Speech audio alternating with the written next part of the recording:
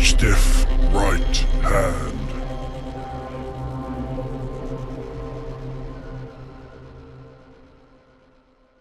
Hello, I'm Stuart Allen. Welcome to Stiff Right Hand, the podcast. I'm Stuart Allen. You all will know me. Well, you might fucking not know me. You probably don't know me. Let me don't tell you who I am. I'm the Dominator. I've been wrestling for 23 years all around the world. And due to a few friends and reprobates telling me that I should go ahead and do this, I've decided to actually do one finally and get things off my chest. I'm not going to go along doing wrestling review shows like everyone else does, because everyone else does them, so I don't want to do that. And to be perfectly honest with you, I don't watch Raw and I don't watch SmackDown all the time. Don't get me wrong, I'm still very much been in the wrestling business as I am. I do love the business and I'm a promoter, and so I do have to try and stay current. So I do watch the business as and when I can. But I'm not going to be bombarding people with reviews of what happened on Raw, etc. We're going to be we're going to be talking about things like religion, bodybuilding, just all sorts of general things, and everything in between. So, on that note, I'd like to introduce my co-anchor. Here he is, ladies and gentlemen. Fuck's sake. So let's get ready to mumble. It's Mr. Liam Dow, everybody. Hello. How is everyone? He's coming in like an arthritic spider. You can't. There he is. Oh, that's one fucking thing that's going to happen every week. Poor old sod coming in. Fucking couldn't stop a pig in a passage. What do I fucking put up with you cunt? Seriously. Knackered old knees. Fucking knackered old knees, yeah. Coming in after our day in the office. All done up looking like fucking Dougie Hauser. What do you know? How's things? Yeah, all good. So, first podcast. First ever. If I'd have known we recorded this tonight, I'd have done some prep. I'd done fuck all. So I'm just fucking... How long have we got to do this for? Depends how long you want to do it for, Oh, mate. fuck me, 10 minutes? 10 minutes, yeah. 10 minutes, fuck it. So, I suppose I should introduce myself. For those who don't know, my name's Liam Dow. I wrestle as the Prince of Punk Drake, and also in the EWW as Brother Drake, part of Eden. So yeah, it was Stu that pretty much passed the gimmick on to me of doing the punk gimmick and the idea of it. I'm also obviously Stuart's wife's brother, so that's how we have a connection. So yeah. Not really though. You know what I mean? Some fucking bollocks. Kayfabe. But basically, like I say, what we do, we run the Extreme Academy of Wrestling down on the south coast here in Hastings. So we use that as a little talent centre. We move the guys on. They then go on to our big shows down in Hastings, where we draw between 800 and 1,000 people. We're pretty. I don't do a lot of shows because I'm a full-time working undertaker. Me and my wife run our own business, and so we don't do a hell of a lot of shows, but we do freelance wrestle for a lot of the other big companies out there, like World Association of Wrestling, our good friends up in Norwich, run by the Knights. So we do a lot of decent shows up and down the country, but we don't promote all that often. But when we do, it's a really big deal. It's quality over quantity, isn't it? Yeah, all the time. We've all been there. A lot of the students. This is what I want to go on to talk about today. Actually, is etiquette in wrestling, and how a lot of wrestlers nowadays don't realise how for want of a better word, how fucking lucky they've got it, really. Because I mean, the production values on the shows now are so good that a lot of the guys walking in to venues which I'd have done my bollocks in my trousers looking at some of the venues now. Jeez. Back in the day. I did. British wrestling's going through a boom period, and it really is, and it's noticeable by the big federations like like WWE doing the British tournament and things like that. They want to get in on it, and I don't think some of the guys realise that both Stu and I probably wrestled to the sound of our own fucking footsteps in front of far too often. Yeah. Fucking very frequently. All the fucking time. But no, like in front of like 200 people maybe max, and that was a good night.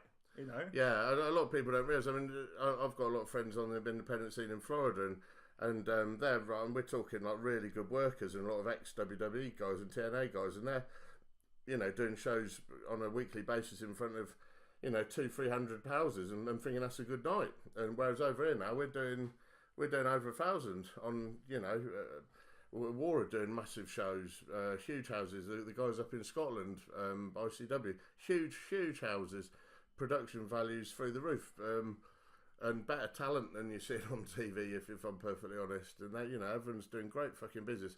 And I don't think it's going to it's not going to be like this forever. So let's make hay while the sun shines and try and do it. We've just managed to sign a contract with a place down here where I live in Battle. To do some smaller shows for our academy students. I've been wanting to do shows for the academy guys for years, but it's only now we've got a regular group of 20 lads and lasses who come and bust their ass week in, week out at the academy, so I want to give them something back. And I think it's come a long way when you can start selling out venues with just homegrown talent. Yeah, I completely agree. And it's like going on to the etiquette side of things, it's something that you actually teach at the school, isn't it? It's really important, man. It's one thing I hear from a lot of my friends on Facebook, and you got that dude, the Matt, what was he called, the bitter, the angry wrestling, yeah, the angry bitter wrestling man, and he's whatever his name is, he's talking about one of the few things that's taught these days is etiquette. I'm a firm believer in that. That's fucking true. And etiquette goes further than just shaking someone's hand as well, doesn't it? Yeah, it's like when I first started, my first ever show was going back to Norwich, was in this country. When I came back from the States, was in Norwich at the famous Norwich Cattle. I think it's called the Corn Exchange, the big old cattle market. It was a really intimidating venue, and it was all completely. The punters were 100% sold on everything. They were. If you were a villain and you got out there without getting hit by somebody with a fucking bottle of whiskey or an old grandma trying to stab you or something, you were lucky. And it was terrifying. And my first encounter was in the locker room with the likes of Skull Murphy and Dave Taylor. Huge names, real scary. You're a skinny 18-year-old kid, and you don't introduce yourself. I'd have been fucking crucified. And I remember shaking Skull Murphy's hand, and I've never been a fan of that fucking wrestling handshake thing. Yeah. Never liked it. And I just gave him a full-on man's handshake, and he just looked at me and said, starters, we mean to fucking go on. And I thought, bollocks. I thought, fuck that. But luckily, I think he respected the fact that I was polite enough to do it. But kids, nowadays, I have to tell our students, if you're on any show, it doesn't matter from the bottom of the roster to the guy who pulls the curtain, from the referee to the top of the bill, it doesn't matter. Introduce yourself to fucking everybody. And they do. You see that all the time. There's some of the people that we have on our shows, like the caliber that we have on there, people like Doug Williams, people like Jinx, people that have been in the wrestling business for absolute years, and all of them are really respectful towards the vets. Yeah, that's the only way it is, but it's not that way across the board, though. No, that's the problem. And I remember, of course, we used to do the, back in the day, we used to do the old, when the FWA was going, we used to do the FWA Academy training, and some of the kids going through there, they were good talent, but they weren't well versed in the fucking art of being social. Say hello to them, they're stuck for a fucking answer, a lot of them.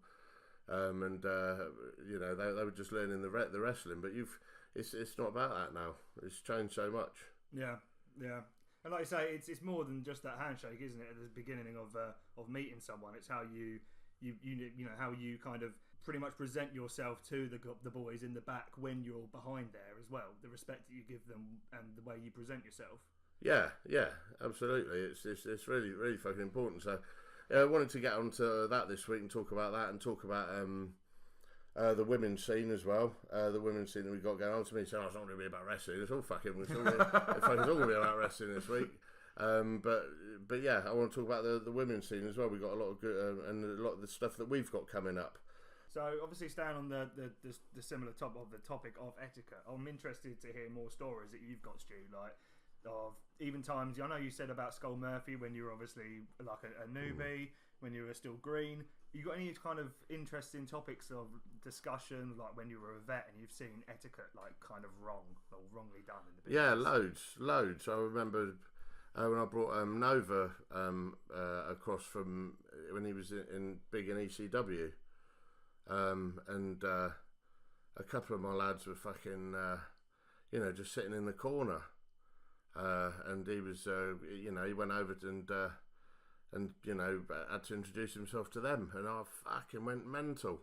And I'd only been training him the week before, and I was like, make sure you do this. But whether it was nerves or it probably was nerves, because that was a big house in Wallingford in Oxford, again, a huge house, and they were probably nervous. It was their first show, and they got this guy that they'd seen on TV, and coming up to them, and hi, I'm Mike, and I was like, guys, fuck, it's terrible, absolutely awful. It's cringeworthy when when you're trying to teach, and you've got old school values, and you got something like that happening. It's just fucking soul destroying. Wasn't that the same tour that you had the Dirt Bike Kid on tour with you? No. Wasn't there a story about that in Nova? I had to bring that cunt up.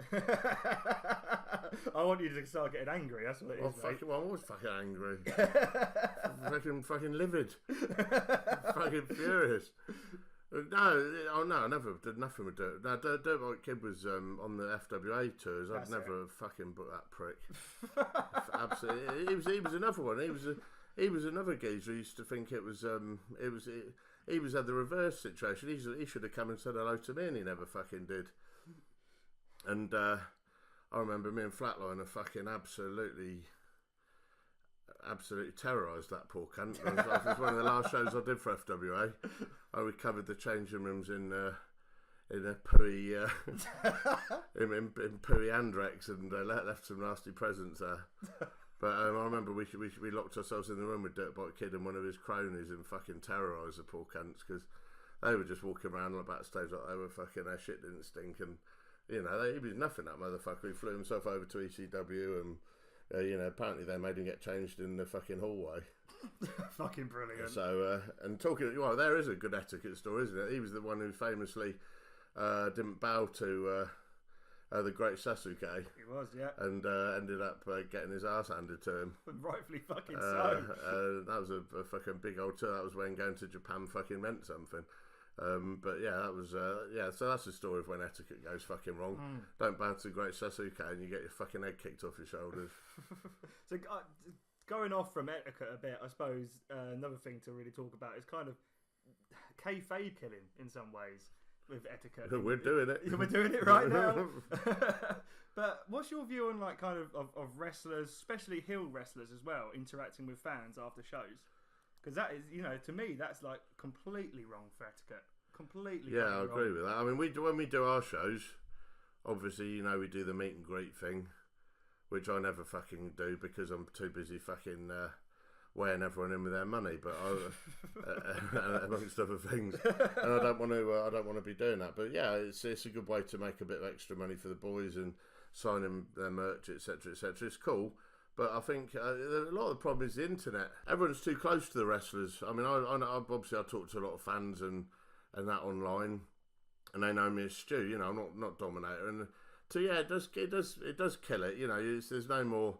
I mean, I suppose you don't see fucking you don't see the Undertaker going out there telling jokes on Facebook like I do and that. So I mean, but then he's getting paid a lot more than I am, so he can protect himself a bit more. But I think I just hate all that shit. The guys come to the ring and you've got underneath, it gives their Twitter address. It said, I just think that's pony. Honestly, I do. I think, I like there to be a bit of mystery and fucking, to it all. I think that what fucking killed it for me was when WWE was in the Attitude Era and everyone had signs.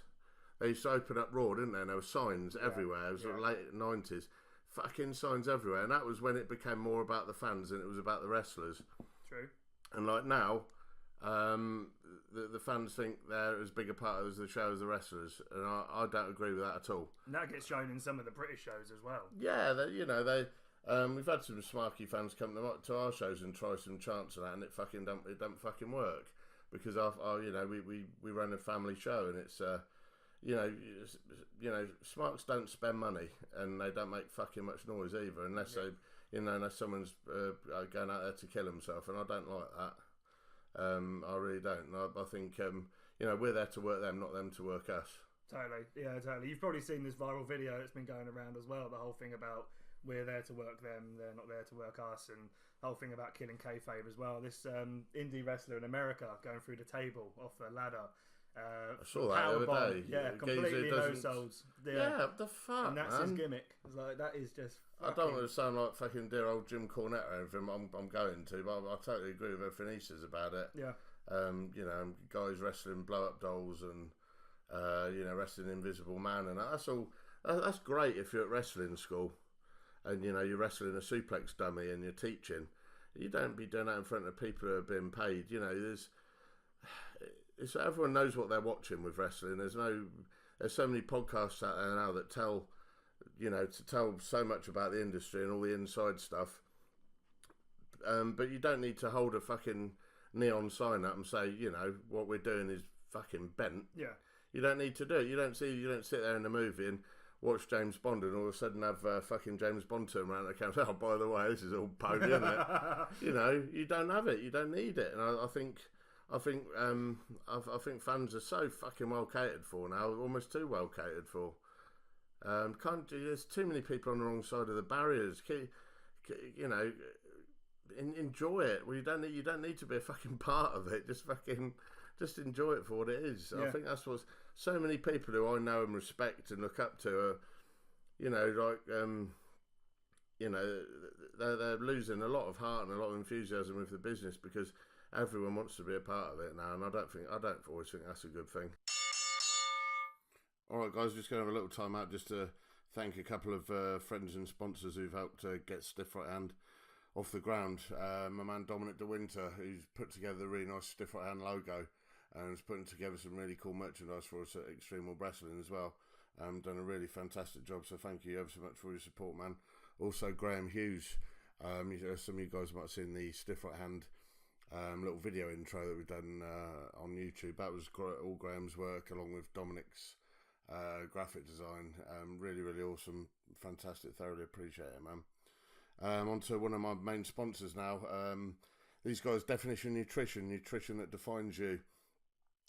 Ethos is very simple: to provide the highest quality nutritional supplements combined with the best advice. In doing so, making sure that you achieve your given goals. It's the reason why it's so important to them. These guys are all British athletes of the highest order. So every supplement they produce is made in a British factory. So while you get stronger and fitter, so does the British industry. And all their supplements are manufactured in an informed and sports registered facility, giving you quality and peace of mind. I've tried these, obviously. Got a great box of stuff sent to me by my man Paul Beswick. Fantastic. Like I say, I'm not just saying it, but the products are really, really good. The lean protein especially, really, really fantastic. Tastes great and is not chalky like so many of them. I've just years and years of taking supplements. This is by far the best I've seen around. So give those guys a look at definitionnutrition.co.uk. Tell them Dominator sent you. The other guys I'd like to mention out today, Smooth Operators.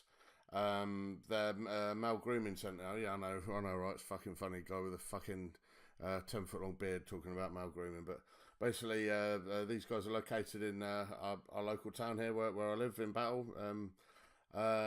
Smooth Operators, they're pleased to offer a range of services for the groom male, from dry cuts to wet shaves. We have you covered. They're also part of the Elite Hair Academy. Really, really good. Like I say, you go there, you get treated like a star. John Franklin is a good friend of mine. When he's not tipping my fat ass upside down in one of his chairs, you get a free beer and or a free Jack Daniels when you get served. It's fantastic. Really top class service, and I couldn't recommend those guys highly enough. So get yourselves down there and see what the boys can do for you. Again, tell them Dominator sent you.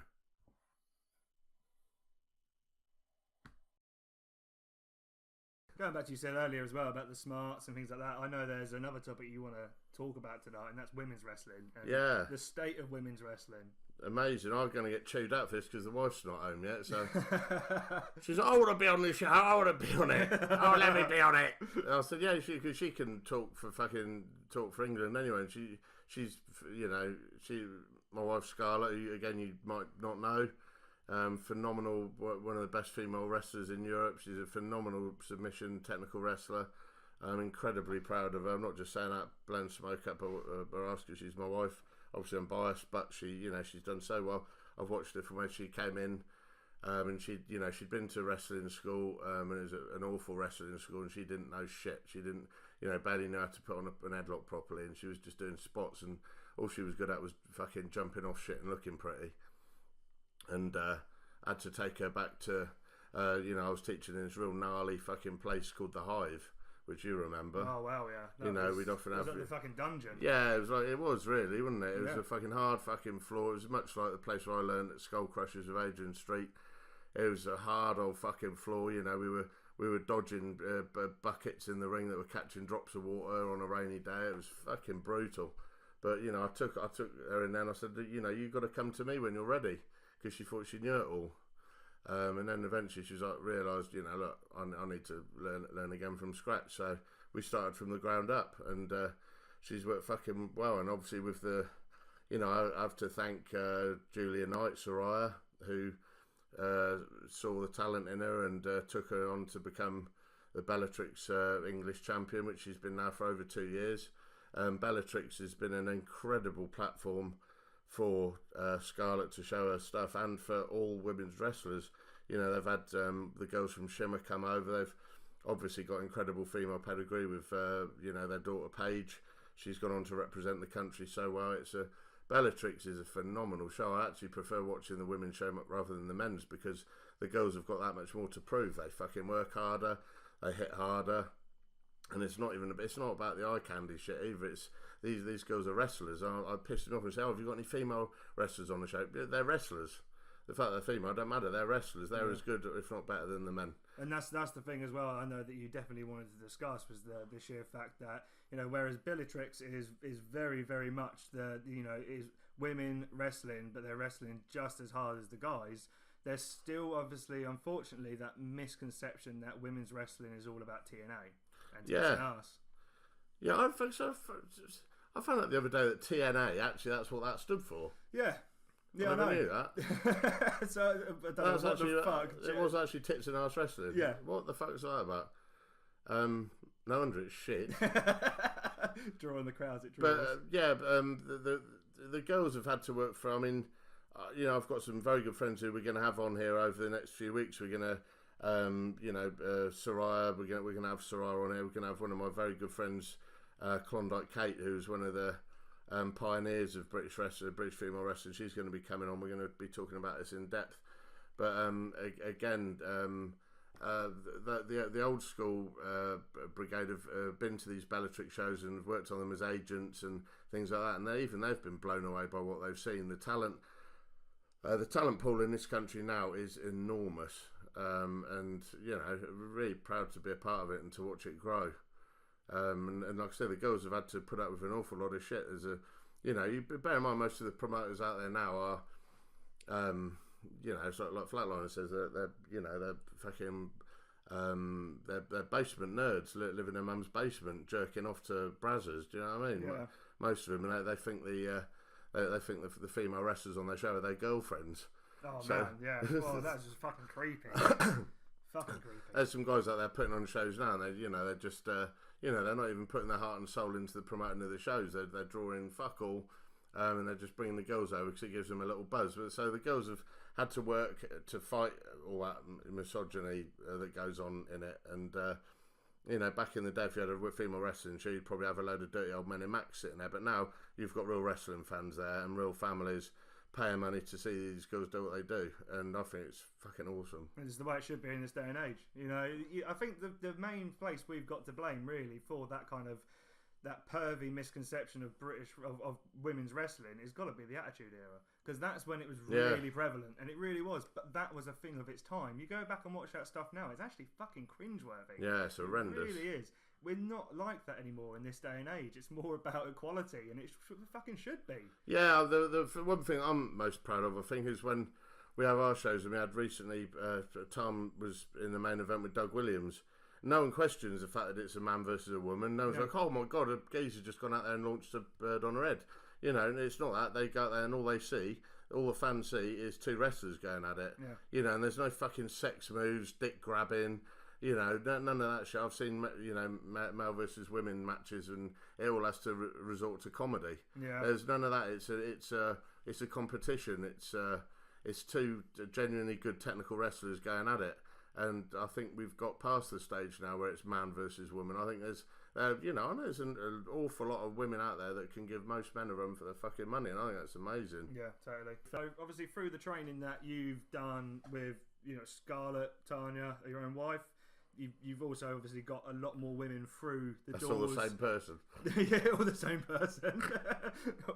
All the gimmicks. You've obviously got a lot more women through the doors of the Extreme Academy as well. We're trying. Yeah. We're fucking trying. Dragging them. dragging them by the fucking hair. Fucking wrestle! But I think you are actually getting some talent and some female talent as well. Again, we're trying. It's hard fucking work. It's the nights are the best for me. If you're going to be getting into the business, the nights are the place to go because they've got a phenomenal facility up there. Yeah. And like I say, they've brought in some great women. I'm very, very pleased with our facility. We've got a great one down here in Hastings, Extreme Academy. We've got another one out, the one that you go to. Yeah, you teach that now and again in Maidstone, run by Johnny Moores. He's also opened another one, Extreme Academy Medway, which is going to be another really big school. And we're trying to bring more females into business. It's still an intimidating arena for women to get into.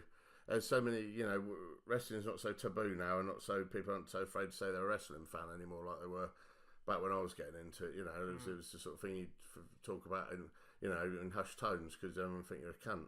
Whereas now, it's a bit more, it's a bit more, I suppose, cool to say you're a wrestling fan, I guess. But so we've got some good girls starting up, and don't want to put any pressure on them by naming them, but they know they are, and. It's Tan's in charge of the girls. Tan's been doing it fucking nearly 10 years now. She's been around the world with me, and she knows her fucking stuff. And like I said, if we can, anyone out there wants to come and have a go, any females that want to get on our shows, please get in touch with me via my Twitter, which is EWW_Dominator. And we'll point you in the right direction. There's also been from some other, obviously, female talent come through the doors of EWW as well. Like the current women's champion, Erin Angel. Erin's awesome. She's been doing the job for years. She's massively underrated, Erin. I mean, she should have been up there. Like I say, girls getting to America and Japan now. Not taking anything away from them. I suppose it is to a degree, but it's a much more open door than it used to be. Mm-hmm. I see, people like my friends Johnny Storm, Jody, Doug, all those guys would have cleaned up in America. They'd have cleaned up if they'd have had the opportunities that the guys have got now. And the same goes with the women as well. And like I say, we've got Sammy Baines, we've got Erin, we've got a really rich, Kemi, the Voodoo Queen. She's another one. She's awesome. We've got some great talent coming through. Destiny on the past as well. Destiny's phenomenal. Like I say, it's fantastic, and it's but we want more. There's always room for more. Yeah. I'd love to run a women's show one day, and pack a venue out with the women. That'd be phenomenal. That'd be a real dream. And as well, being an EWW product, it wouldn't be a crowd just full of smarts looking for tits and ass. It would be actually wrestling fans. You're gonna get. I suppose you're gonna get that as much as the blokes do. Yeah, it's true. Because God knows everyone wants to see my fat sweaty ass. Fuck me. The gay bears do. The gay bears love it. I'm like Liza Minnelli to the gay bears. I'm on fucking gay bears websites, mate. They love me. Oh, they want to see the fucking mighty acorn. The mighty acorn. The gay bar. I've got so many dodgy messages and requests from the gay. It's ridiculous. Wrestle gays. Yeah, wrestle gays. No women. No women, so there's any women who, anyway. But no, I don't think people do go to watch wrestling for TNA or anything else anymore. I think people come to watch it for the fucking athleticism and the attraction. Yeah, the show aspect of it. Yeah, I don't think there's the circus that is pro wrestling. Yeah, I don't think there is any sleaze in it anymore, and that's fucking awesome. That's great, and so I think we should be proud of that, really. I think more sleaze goes on behind the curtain. Oh, definitely. After the show at my house till 5 in the morning. On the Sunday. On the Sunday. In watch these. We'll go on to that at the end of episode. The stories of where we're sat right now. Things that have gone on this table. Would you like to know? Fuck me. Oh, fucking hell. But yeah, it's good. So hey, look, fuck, this has just been a tryout, really, isn't it? Yeah, totally. First episode. It's pilot. just a tryout. I'm not gonna. I think everyone's looking forward to me canting everyone off, which I'm going to. But I'm not going to go and incriminate myself and cant everyone off straight away, because then you've got nothing to listen to next time. But look, we've got a huge selection of people who are going to be coming on the show. You know, we're going to be bringing my mentor Adrian Street on. We've got the Pitbulls. We've got the Pitbulls, two real good friends of mine. That's going to be mental. We're going to be bringing them on. Like I say, Klondike Kate. We've got some crazy guests that are going to be coming on here. If anyone's got any topics or anything they want me to cover in depth once we get this shit up and running properly, then bung it my way. EWW_Dominator at Twitter. Yeah, send them my way and we'll see what we can do. Brilliant. So the rest of the kind of social media places to get in contact with us, you can obviously check out our website, which is www.eww-wrestling.com. We're our EWW_wrestling on Facebook, and also I believe we're at EWW_wrestling on Twitter. And if you want to join the Academy or want to look at the Academy or find out anything more about it, that's Extreme Academy of Wrestling on Facebook. So yeah, that wraps it up for this week. Like I say, it's been a brief one, but thanks ever so much for listening to our little tryout here on Stiff Right Hand. This has been Liam Dow. All right. And right, fuck you. Alright, fuck you. Right. Fucking fuck pies and beat the wife. I'm Stu Allen, Dominator. It's been Stiff Right Hand, the podcast. Thank you, and we'll see you next week. Stiff Right Hand.